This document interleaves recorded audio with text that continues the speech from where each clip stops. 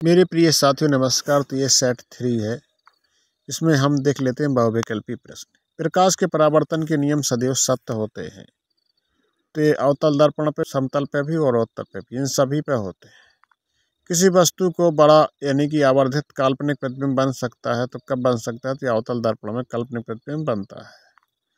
अत्यधिक उच्च प्रतिरोध वाला पदार्थ क्या कहलाता है? तो विद्युत रोधी, यानी कि विद्युत को जो बिल्कुल रोक कर रख लेता है। विद्युत शक्ति की इकाई क्या है? तो वो वाट है। विद्युत केतली में प्रवाहित धारा 3 गुनी कर देने पर केतली में उत्पन्न ऊष्मा कितनी हो जाएगी? अब 3 गुनी करेंगे तो इसके स्क्वायर हो जाएगी, 9 गुना हो जाएगी। एक व्यक्ति दूर स्थित वस्तुओं को स्पष्ट नहीं देख पाता है, इसे कौन सा रोग हो गया है? इसे निकट दृष्टि दीर्घ दोष हो दृष्टि गया। दोष हो। एक अवतल दर्पण किसी वस्तु का वास्तविक उल्टा और अत्यधिक छोटा प्रतिबिंब बनाता है, तो वस्तु की स्थिति होगी क्या? अनंत पर, जो फोकस पर बनेगा इसका प्रतिबिंब। कार्बन को वायु में जलाने पर कार्बन डाइऑक्साइड गैस का बनना उदाहरण है। तो ये है आपका संयोजन, क्योंकि इसमें कार्बन और ऑक्सीजन जुड़ रहे हैं और कार्बन डाइऑक्साइड बन रही है, संयोजन। जिंक चूर्ण पर तनु H2SO4 यानी सल्फ्यूरिक अम्ल की अभिक्रिया से कौन सी गैस निकलती है? तो आंख बंद करके हाइड्रोजन, क्योंकि जिंक क्या है? धातु। सल्फ्यूरिक अम्ल से क्रिया करेगा तो गैस निकालेगा।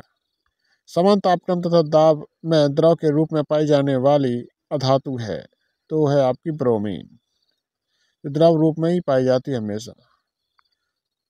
प्रोपेनॉन में का क्रियात्मक समूह क्या है? तो प्रोपेनॉन मतलब कीटोन समूह, C+O, यानी कि C सही है।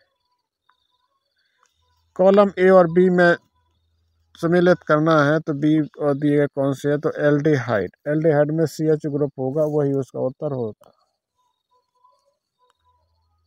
कार्बोक्सिलिक अम्ल जी में C OH होगा, तो पहला वाला COOH हो गया। कार्बन की संयोजकता है तो यह 4। वह जो प्रक्रम जिसके द्वारा हानिकारक पदार्थों का निष्कासन शरीर से बाहर होता है, उसके उत्सर्जन। प्रकाश संश्लेषण के दौरान निम्नलिखित में से कौन सी क्रिया नहीं होती है? तो ग्लूकोज का पायरुवेट में विखंडन नहीं होता है प्रकाश संश्लेषण के दौरान। प्राकृतिक वर्णन ये कोर्स में नहीं है। मेंडल ने अपने प्रयोगों किस पौधे पर किए? तो मटर पर किए। निम्नलिखित में से किस पौधे को पुष्प एक लिंगी होते हैं? तो वह पपीता। और मादा जनन तंत्र के किस भाग में कॉपर स्थापित किया जाता है? तो गर्भाशय में किया जाता है। किण्वन के बारे में निम्नलिखित में से कौन सा कथन सत्य नहीं है? तो यह माइटोकॉन्ड्रिया से उत्पन्न होती है। यह क्रिया माइटोकॉन्ड्रिया में उत्पन्न होती है। क्षेत्र की रेखाओं के 2 गुण लिखना है। किसी एक सीधे धारावाहिक में उत्पन्न क्षेत्र की दिशा ज्ञात करना है। तो ये मैक्सवेल का कॉर्क को नियम को परिभाषित करना है। कोर्स में नहीं है। निम्नलिखित समीकरणों को संतुलित करना है, तो उसमें संतुलित करना है। तो कैल्शियम हाइड्रोक्साइड, CO2, CO3 और H2O। अब सबसे पहले तो ऑक्सीजन देखिए कितनी है। इस तरफ 3 ऑक्सीजन है और यहाँ प्लस मान लो, यहाँ 1 ऑक्सीजन है, तो 4 ऑक्सीजन हो चुके। और 4 ऑक्सीजन इस तरफ है, जैसे ये है 2 ऑक्सीजन और 2 ये, तो 4 ऑक्सीजन यहाँ हो गए। कैल्शियम के अणु कितने हैं? तो यहाँ पर 1 है। अब हाइड्रोजन के अणु देख लेते हैं। तो हाइड्रोजन के अणु यहाँ 2 हैं और यहाँ भी 2 हैं। ये भी हमने काट लिए, ऑक्सीजन कट गया। यहाँ पर भी 1 C और यहाँ पर भी 1 C। CH4 + O2, तो CO2 और H2O। तो H4 में है, H कितने इसमें? 4। H कितने हैं? 4। तो यहाँ भी 4 H करना, यहाँ 2 H, 2 के यहाँ गुणा करा, 2 के यहाँ गुणा करा देंगे। तो यहाँ पर ऑक्सीजन की संख्या कितनी होगी? 2 और 2 4, जबकि यहाँ 2 है, तो यहाँ पर भी 2 का गुणा करा देंगे, 4। अब क्रिया CSO4 जो अभिकारक के उत्पाद का नाम बताइए, तो इनकी हिंदी नाम लिखना है। ये क्या लिखना है? हिंदी नाम लिखना है और क्रिया का नाम बताना है। अभिकारक तथा उत्पाद के नाम लिखने हिंदी में, क्योंकि देखो ये लिखा है अभिकारक तथा उत्पाद का नाम लिखिए, तो इन सभी के हमें नाम लिखना है। ऊष्मीय अपघटन अभिक्रिया एक उदाहरण दीजिए तथा अभिक्रिया को समझाइए। तो ऊष्मीय अपघटन अभिक्रिया का हमें एक उदाहरण देना है सभी का, कितने प्रकार से अपघटन अभिक्रिया होती है। निम्नलिखित में IUPAC नाम दीजिए। तो IUPAC में कितनी CS में? 1, 2 और 3। ट्रिपल बंद है वो कहाँ है, पहली सी पे। जब पहली सी पे ट्रिपल बंद है तो इसे गिनेंगे 1 2 3, यानी कि 1 प्रोपीन। इसमें गिन लेते, एक सी ये है, दूसरी ये है, तीसरी ये है और चौथी ये है। CHO अल का होता है, क्या होता है, CHO अल का होता है। तो ये हो गया प्रोपेन, क्या हो गया, प्रोपेन, और ये अल लग जाएगा तो प्रोपेनल हो जाएगा। तो 1 प्रोपेनल का ये फॉर्मूला हो जाएगा। अब निम्नलिखित तत्वों का परमाणु संख्या तो संयोजकता लिखिए। तो ये नाइट्रोजन की जो होती है,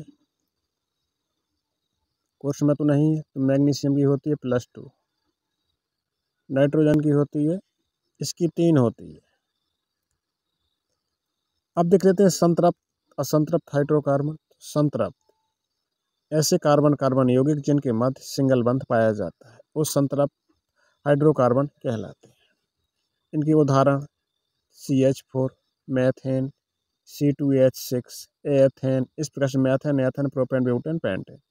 असंतृप्त हाइड्रोकार्बन, असंतृप्त हाइड्रोकार्बन वो हाइड्रोकार्बन कहते हैं जिनके मध्य डबल बॉन्ड या ट्रिपल बंध पाया जाता है।